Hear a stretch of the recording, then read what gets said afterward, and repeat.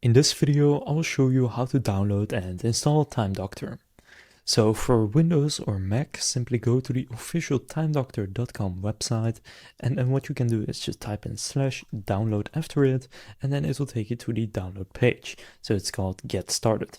Then you can see sign up and start your journey. Simply click on either try it free, or if you fully want to download it already, here just go to download the desktop app. So click right here, download the app.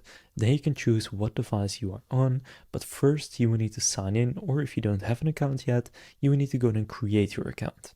Now, after you do that, you can then select what device you are on, whether that's Windows or Mac, or even if you are using Linux, and from there you can start the download. Now, if you're on mobile, what you can do is just open up the App Store or Google Play Store, there search for Time Doctor, and then you can also simply install it right there. So now you know how to download Time Doctor. If this video was helpful, please consider leaving a like and subscribing to my channel.